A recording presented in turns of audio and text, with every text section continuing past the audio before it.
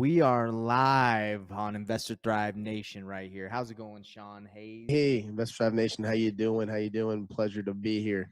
Oh, always a pleasure. Always a pleasure to be here with you, Sean. And Sean, let's tell the world, what are we doing right now wearing these Batch Leads hats? We are repping Batch Leads because no data, no deals.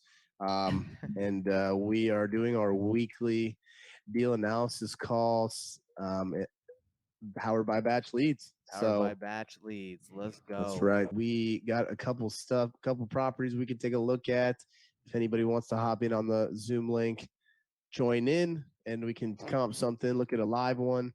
And don't forget to go to batch.com, join 7-day subscription and get 5,000 records. Don't forget it. Hey, Sean, just to correct you, it's batchleads.io. BatchLeads.io. And if you Correction, excuse me. If you don't have Go Batch there. Leads, go get it because it's literally they give you 5,000 free records for in the 7-day trial. So might as well go over there and sign up. We use it in our business. It's legit. All right. Cold calling is the way, the truth, and the life. Let's get it.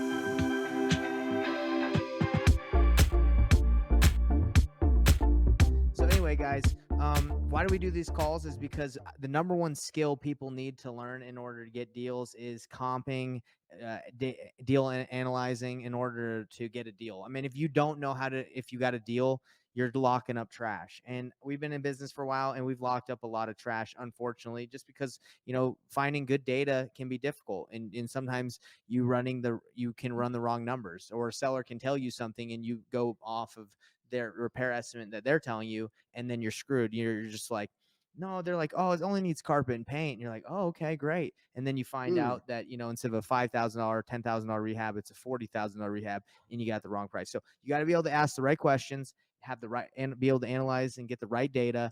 And that's why you need Batch. And, we also use Zillow, Redfin. We check multiple different platforms, but we go to Batch first. Let's dive in. This is a property that we are working on. Not 100% sure exactly where we're going to fall on price yet.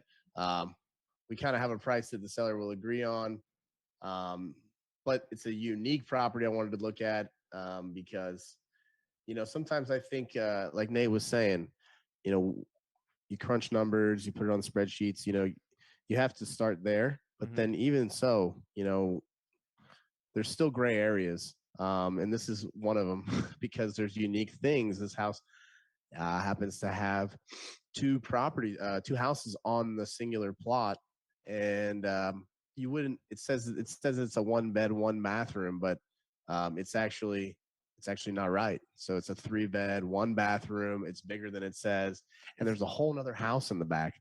The first time I'm hearing about this because you guys got the acquisitions locked down. So That's right. The seller has agreed to a price. We have it under contract, but you've kind of let him know that you might have it too high. Is that what you said?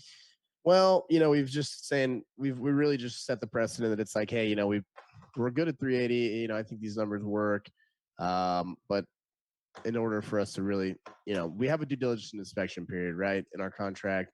So, this one is one of those where we try to be as transparent with the seller, but we're under contract. We're going to go walk it, see it, and see if everything pencils as is. Because basically, what I'm saying is it's a tight deal, and it's got to be in as good a shape as he says it is, right, for it to work. So it's got some moving parts. It's occupied with tenants. One's under rented, one's rented properly. So just it's one of those where it's a gray area, meaning that it works, it's unique, but it may take we got to get a little more information. And so when you're dealing with sellers, you, like Nate said, you sometimes you get information from them and then you go to verify. They said it was yellow and it was blue. So we're kind of not sure if what the situation is going to bring. I mean, that may not sound very good. I mean, we just want to be honest. So it sounds like sometimes to me, it sounds like you just locked it up. Yeah, so yeah, we weren't sure. Like I said, I mean, it's such a unique one. So let's just look at it Yeah, right and, now. and I do So have first, something to say that for the people that are watching and will watch is as a wholesaler, if you're transparent with the seller and be like, hey, look, if everything you've told me sounds correct, this is something I can do, but I'm gonna have to do my due diligence. I mean, I'm dropping 380, 400, whatever the price is. I'm spending a lot of money on this. I got to verify. So you got to th- verify. then you That's right. go in there, you verify if everything checks out, great. You have a wholesale deal or a fix and flip, and if it doesn't, then you can have that conversation again and say, hey, I feel really bad, but we look at it. It's a lot more unique than we thought. It's not everything that we expected or what you told us. So we're gonna have to renegotiate. And but I feel extremely bad. Here, Just to let people know what Batch uses and most people use, they use county data. So county data is really just going off of what's recorded and what's actually there. So if the guy's like, hey, actually there's more rooms or there's another house in the back, well, if he didn't register that or the county doesn't know, then the data is not going to be accurate. So first, what I'm going to do is look at the comparables just as a singular. And again, this is an interesting one when you guys run into this because you can't really comp it as two separate properties because it's on one parcel, No. right? Yeah, exactly. So So it's not there's no, technically you're not like going to find one. You're not going to find one with two houses on it. So, so you got to comp um, this as what is a rent? What does the rent go for, right?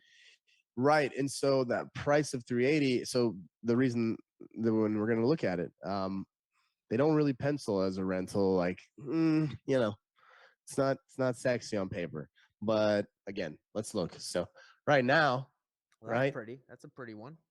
that's 360. It's a 3 by 1 bath, which that's what his is. His is a 720 three square one feet. bedroom, one bath in the front. Yes. All right, here we go. So 360, right? So I mean, I'm looking at this man's deal, right? I don't know what it looks like yet. The back house is rented. It's a 1-1. It's renting for 950, which we'll check Renometer in a minute. It's Wow, rented really well. that is So really I mean, well. yeah, it's rented really well, and you don't normally get that top dollar for a house. I mean, we are in a very interesting time, but it couldn't have been in that bad of shape, right? No one's gonna pay Yeah. top of the market for even for a rental, right? I mean, rent people who live in rentals, right? They're not. I mean, they got to do what they got to do, but I'm sure there's something else out there for 950 probably that was probably if they could have been in better shape if that would have been trash. So somebody is in there for 950 and they're happy and they only got 8 months left on that lease, and then the one in the front is on a month to month, and he mentioned to them that he's selling, so they know that they're selling, and he knows he's month to month. So he probably basically, he's had that conversation, right? I don't know what's going to happen. So that's good news for us. Hopefully that doesn't turn into a problem, but that's just something that we'll have with the seller. So this thing's listed for 380. It's active. That one's got to That's be sold. that one's Sorry. got to be more than how much square feet? It's got a basement. Yeah, I agree. It's not. So there's a basement, right? Look at it. You can see the egress. Well, those aren't egress, but I'm guessing there's some portion down there that has to be because, right? I mean, that looked like a lot of house. That There's that that top room. level looks like maybe a Well, thousand. maybe not. Maybe not, Nate. This is I think this is in the same room. Yeah, same room. So I mean, um, no, you're right. There's a downstairs. So yeah, there's definitely a basement. So there's more room down here, but this is still comparable because ours is I'm sure says ours might have like a it's little basement or something. he's claiming that it's 1,700 square feet. So it's very off. So basically, this would be almost basically 800 square feet. So it's pretty close to this house. So anyway, I mean, this looks like a comp to me just from looking at it. So why Yeah, is this it's a not, comp. It's a perfect comp. or it hasn't sold yet? But I mean, you could say Meaning it's a good, but it's a good one. So it's very close to subject property. let me The tell you data something may about or may not be. analyzing deals. It's an art. It ain't a science because it doesn't always add up. You got to look at location. There's just you got to base off of many factors, right? Yeah. So we could look on the MLS. It doesn't really matter because there's two houses. We're not going to find stuff that's remote here. But um, let's look at the actual kind of numbers. So pull out rentometer here. So just so we're clear and pull up the numbers, fresh data. So we got a 3 bedroom, singular bath. Now this is another interesting thing that um, if you look right, it says 3 beds, 1 bathroom, average rent, median rent 1,300. Okay, cool. Now, I always like to toggle that half bathroom on just to see, Let's just you know, see. Oh, and wait.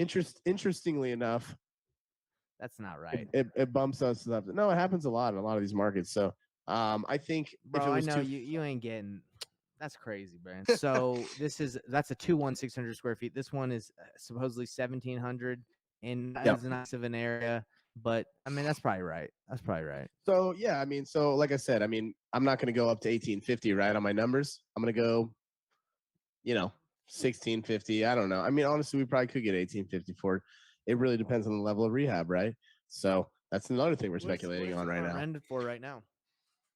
So it's rented for right now $800 month to month. Oh, So my man dude. is my man is grossly underrented. So Yeah, first we're gonna look at what. the Yeah, 1-1 back there is rented for what did you say? The 1-1 is the 1-1 950? is rented back there for, excuse me, 975. Yeah, so he's So about to jack this thing up. absolutely. So we're gonna and he's so the one in the front that's under rented is month to month. So that was the biggest, most important note of this, right? So it's like, all right, we can get that guy out, right? If you had a lease in place, then we're screwed.